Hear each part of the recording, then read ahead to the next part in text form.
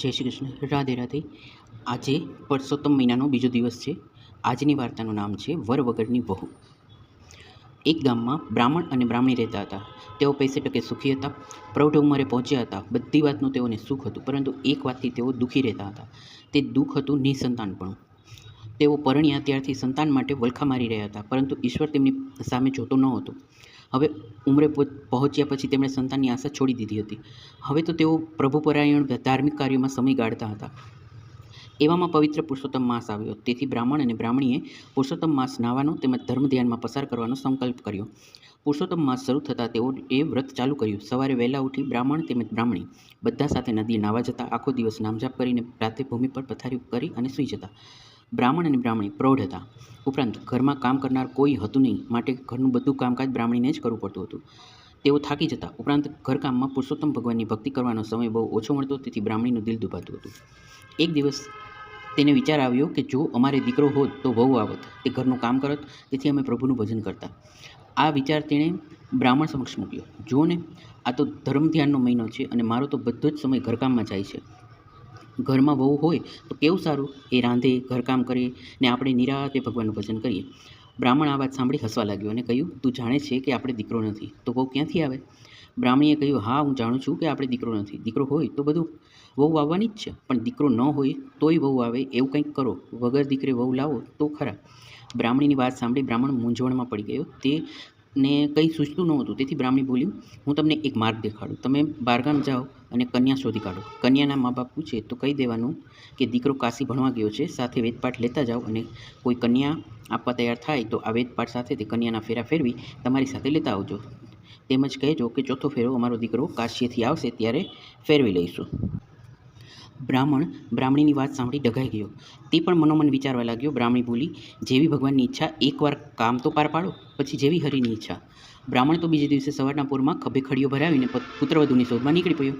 ચાલતા ચાલતા જે ગામ આવે તેને ત્યાં બ્રાહ્મણનું ઘર નજરે પડે ત્યાં કન્યાની શોધ કરતો. આમ કરતાં એક ગામમાં એક ગોર મહારાજના ઘરમાં રૂપાળી કન્યા તેને જોવામાં આવી. તે કન્યાને જોઈને બ્રાહ્મણની આંખો ઠરી. તેને જોઈ બ્રાહ્મણને ઘણો આનંદ થયો.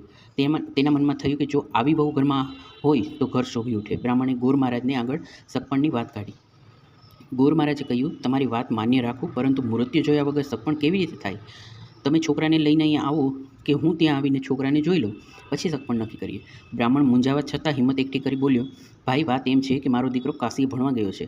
તે ભણીને પાછો આવતા વાર લાગે તેમ છે. જો તમે કબૂલ થતા હો તો હું પોથી લાવ્યો છું. તેની સાથે આપણે તમારી દીકરીના 3 ફેરા ફેરવી અને ચોથો ફેરો મારો દીકરો કાશીએથી આવશે ત્યારે અમે ફેરવી દઈશું. ગોર મહારાજે વિચાર્યું કે બ્રાહ્મણનું ઘર પૈસે ટકે સુખી છે. દીકરો કાશીએ ભણવા ગયો છે, માટે તે વિદ્વાન થઈને આવશે. ઘરમાં પ્રૌઢ પતિ પત્ની જ છે. આવું બધી રીતે યોગ્ય ઘર મળે છે તો મોં ધોવા શા માટે જવું? આમ વિચારીને તે ઘરમાં જઈ પત્નીને બધી વાત કરી. તેની પત્ની પણ તેની વાતમાં સંમત થઈ. ગોર મહારાજે બહાર આવી બ્રાહ્મણને કહ્યું, અમે અમારી દીકરી તમારા દીકરા સાથે પરણાવવા તૈયાર છીએ. ઘડિયા લગ્ન લીધા. પોથી સાથે 3 ફેરા ફેરવી ગોર મહારાજે પોતાની કન્યા બ્રાહ્મણ સાથે સાસરે વળાવી. બ્રાહ્મણ તો પુત્રવધૂને લઈ ઘેર આવ્યો. બ્રાહ્મણને રૂપાળી કન્યા જોઈ બ્રાહ્મણીના આનંદનો પાર ન રહ્યો. વહુના લક્ષણ બારણામાં. એ કહેવત મુજબ વહુએ ઘરમાં પગ મૂકતા વેત જ બધું કામ ઉપાડી લીધું. બ્રાહ્મણીને તો નિરાશ થઈ. એ તો સુખે પ્રભુ ભજન કરવા લાગી અને વહુને ઘરની ચાવીઓ પણ સોંપી દીધી.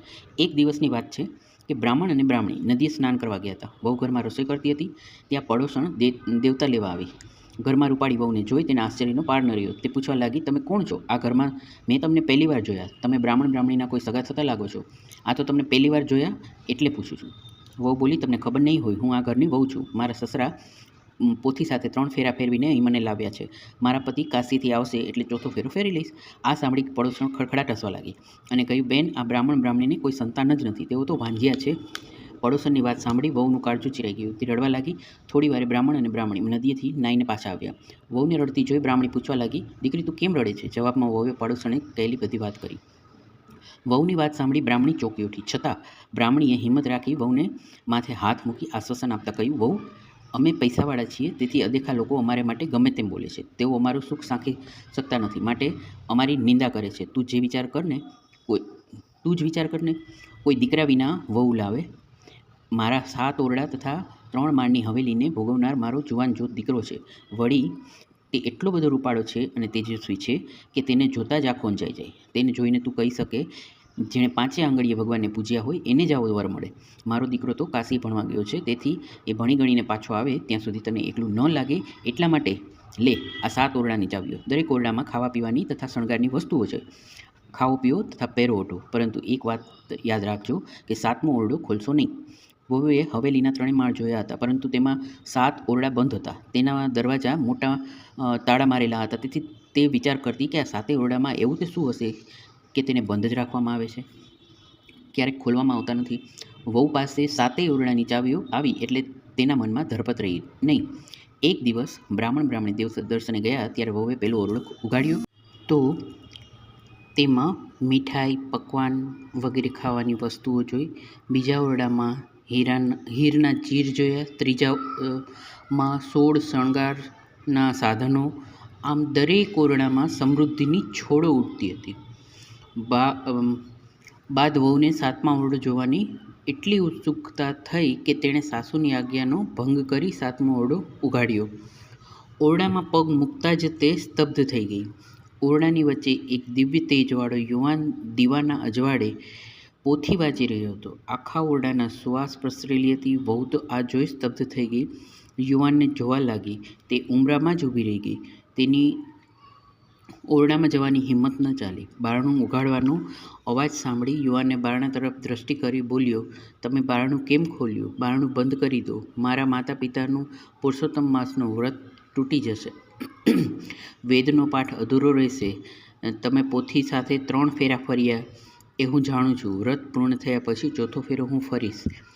વહુની આંખમાં હર્ષના આંસુ આવી ગયા. તેણે તરત બારણું બંધ કર્યું. જ્યારે તેના સાસુ સસરા મંદિરેથી દર્શન કરીને પાછા ઘેર આવ્યા ત્યારે તે ઠાવકી થઈને અનાજ સાફ કરી રહી હતી. તેણે સાસુ સસરાને જમવા બેસાડી પોતે પણ જમી લીધું, પણ પોતે આજ્ઞાનો ભંગ કરી 7મો ઓરડો ઉઘાડ્યો હતો તે વાત કોઈને ન કરી.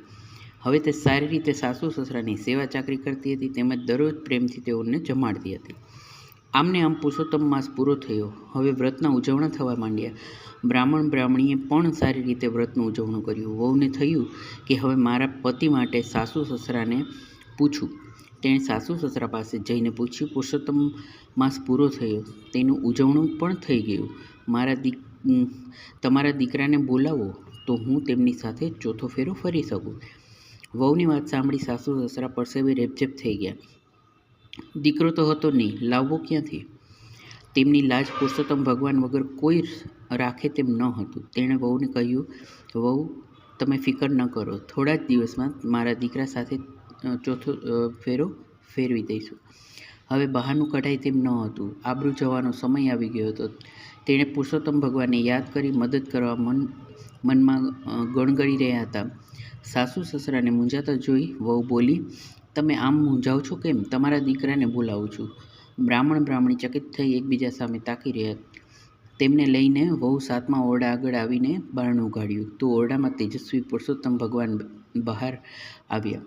યુવાનનું તેજસ્વી રૂપ જોઈ બ્રાહ્મણી સમજી ગયા કે આ યુવાન એ જ પુરુષોત્તમ ભગવાન છે. તેમના વ્રતને પ્રભાવે પ્રસન્ન થઈ લીલા તેમણે જ કરી છે. તેઓ સ્વયં તેમના પુત્ર તરીકે પ્રગટ થયા છે. ભક્તની લાજ રાખવા તેઓ સ્વયં પધાર્યા છે. બ્રાહ્મણી તેમના પગમાં પડ્યા અને ગળે લગાવ્યું. વહુ પણ યુવાનને પગે પડી. તે જ દિવસે બ્રાહ્મણના ઘરે ચોરી રચાઈ. ચોરીમાં ગોળ મહારાજે હસ્તમેળાપ કરાવી 4થો ફેરો ફેરવ્યો. આમ લગ્નવિધિ પૂરી થતાં વહુ હર્ષઘેલી બની ગઈ. બ્રાહ્મણ અને બ્રાહ્મણી પણ આનંદ પામ્યા. તેમને તો પુરુષોત્તમ માસના વ્રતના પ્રતાપે તેમની લાજ રહી તથા વગર દીકરે વહુ આવી.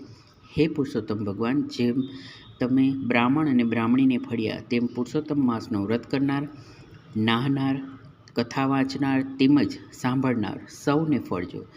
જય પુરુષોત્તમ ભગવાન. જય શ્રી રામ. જય શ્રી કૃષ્ણ.